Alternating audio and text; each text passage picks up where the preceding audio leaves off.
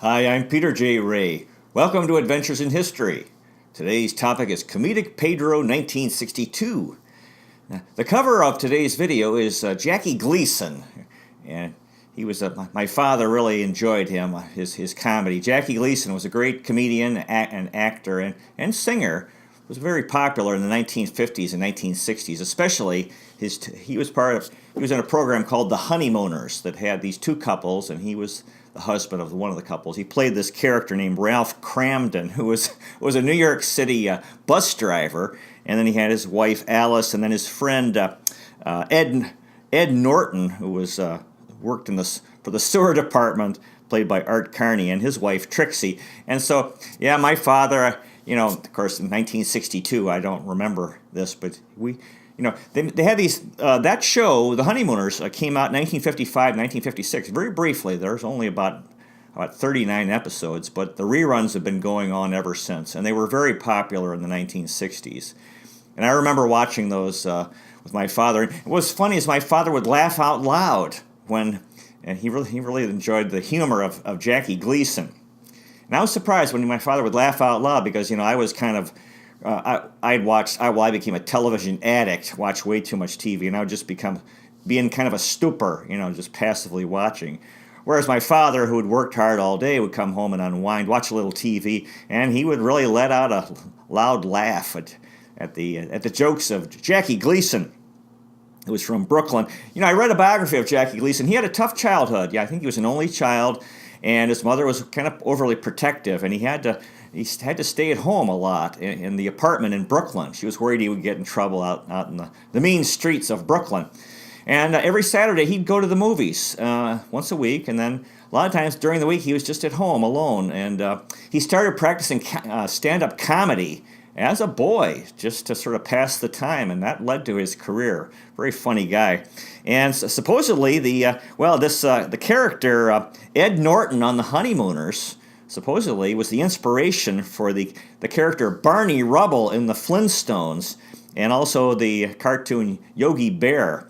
And actually, it's kind of similar. A lot of these comedic formulas are similar. If you look at Laurel and Hardy, Ed Norton would be Laurel, kind of more of the easygoing guy, and Ralph Cramden, who was played by Jackie Gleason, would be more like Hardy. The kind of guys, the guy was getting kind of irritated and sort of combative. And then, of course, the famous line of Jackie Gleason was, "How sweet it is." How sweet it is. My father loved that line. I remember him laughing whenever. That would be his line at appropriate moments of the show. And then the other line was, "And away we go," where he'd kind of wind up and then run to the left or to the right. So that was... so anyway, Jackie Gleason. Yeah, my father's... a guy that brought a lot of comedy. The comedy my father enjoyed, so I wanted to bring him into today's video. Now, 1962, is that everything there? Okay. Now, let's see. Now, I'm wearing a T-shirt, Jamaica 62, and this was the next one in my closet to wear. I have everything in order since I believe in order, and I have these kind of try to go through them one in an orderly fashion. This was the next one. I just bought it recently, and actually, it's interesting is Jamaica became an independent country in 1962 in August. And this island in the Caribbean, south of Cuba. Originally, when the European contact came, with Christopher Columbus's voyage, there were American Indians in Jamaica, the Arawak and Taino. And actually, most of them they pretty much died out because of disease and depression and demoralization as the decades passed into the 1500s. And so Jamaica was a Spanish colony from 1494 to 1655. And they started growing sugarcane there. So that's about 150 years. And then Great Britain took Jamaica in 1655. And they kept it for 307 years until the independence in 1962. A long time. So, and these American Indians there pretty much died out. The Spanish and the British started bringing African slaves into Jamaica. And I think some of those Arawak and Taino Indians, mixed with or intermarried with African slaves. And so I believe they made a contribution, not a big contribution in terms of well, the genetic background, or people. I'm sure Jamaicans today who have ancestors. It's part of their ancestry is Arawak and Taino Indian, and probably some languages and some of the culture of Jamaica. But most Jamaicans today are pretty much descendants of African slaves. So 1962, on August 6th, Jamaica became independent. That's why I had the 62 on this T-shirt. And and of course the famous reggae musician Bob Marley's from Jamaica. Now the thing is, the major thing in 1962 was in October, the Cuban Missile Crisis. Cuba, the island north of Jamaica, had a lot of Caribbean stuff going on in '62. Cuba, the island north of Jamaica, south of Florida, the largest island in the Caribbean, which had been a Spanish colony for centuries, up till from from 1492, you could say, up until 1898. So that's almost 400 years. And then so it was a Spanish colony, and then 1898 became independent under a strong American influence. And in 1959, Fidel Castro had his revolution, took power, and it started the communist dictatorship of Cuba, which lasts up until today, even though Fidel Castro has died. But now his brother Raul Castro, I believe, is the successor. Well, I might be wrong, because he's elderly. But at any rate, the thing is, Fidel Castro was a communist, and so the Soviet Union was the major communist power in the world. And so Cuba came under heavy Soviet influence. And the U.S. this was the height of the Cold War. This very terrible conflict between the United States and the Soviet Union over how the world would go, what would happen to the world, which direction would the world go? Would we become a democratic world? Would countries be democratic, or would they be communist? So this very terrible struggle, the Cold War, and the thing was very tough as Cuba became communist just south of Florida. Wow, it was very, very upsetting, demoralizing, because it's so near the United States. And the Russians installed nuclear weapons, nuclear warheads, and missiles facing the U.S. And the thing is, in this time, ever since 1945, with the atomic bombs dropped by the U.S. on Hiroshima and Nagasaki, Japan, we'd been in the atomic age, and really the nuclear age, which is more severe, more terrible, more destructive bombs. These bombs that we've, unbelievable. Ever since, we've lived under the shadow, the human race, of the unthinkable, nuclear war, where millions and millions would die, because these are much more destructive than any bombs before. And all of a sudden, the Russians have nuclear warheads in Cuba and so John F. Kennedy was the president, Nikita Khrushchev of the Soviet Union, and they had this confrontation. And Kennedy said those bombs have to go, and we're not going to allow any more to come in. So they set up a blockade of Cuba. And the world faced the possibility, probably maybe the greatest danger of nuclear war since 1945 was 1962 in October, and this standoff between the United States and the Soviet Union. And supposedly, according to history, these two guys, Kennedy and Khrushchev, facing off, and Khrushchev blinked, and Khrushchev decided they backed off. They did not try to challenge this naval blockade, and they negotiated and agreed to remove the nuclear warheads from Cuba.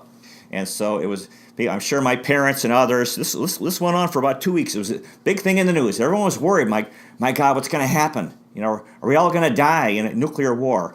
But fortunately, that threat was averted, and it did not happen. And up till now, it's amazing how we've been able to make it this long. And it really shows, the nuclear era shows the need for peace and for human beings to become peaceful. Because the only way we'll have a peaceful world is if people are peaceful. In the past, it wasn't as big of a problem because weapons weren't that destructive. But today, with nuclear warheads, it's so important to have peace in the world, for people to be peaceful.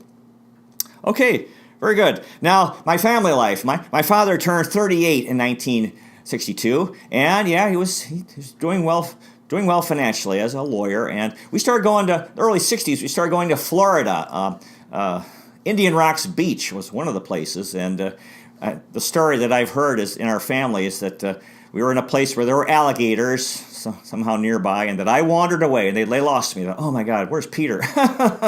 and they were all worried because they were worried I got gotten eaten by an alligator, but they found me. I was safe, so that was good. My father was real busy. Yeah, we're a hard worker, and 38 years old.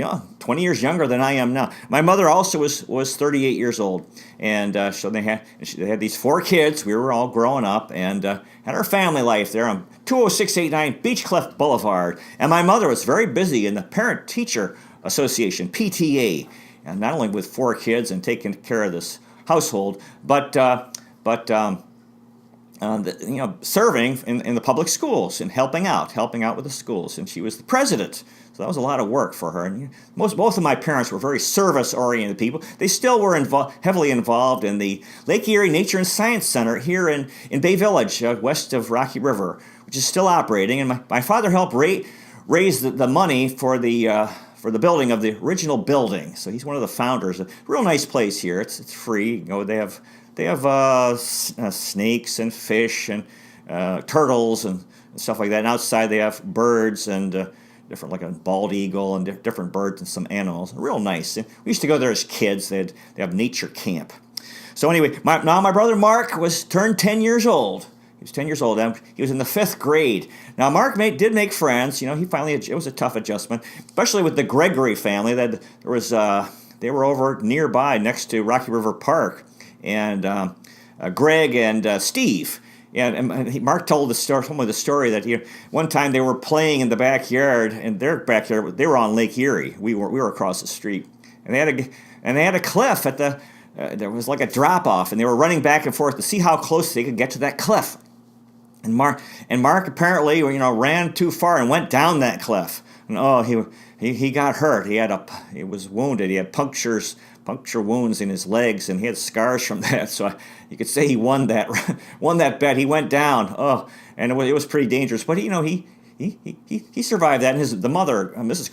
Gregory, took Mark to the hospital for treatment. And of course, we were just across the street from Rocky River Park, so which was although it was closed for swimming. That was one of the things Mark talked about. It was because of Lake Erie was polluted, and he said they were all excited the first day to go over the park, and these dead fish on the beach. And although I think you can swim out here, beaches further west, but swimming wasn't allowed, and still isn't allowed apparently.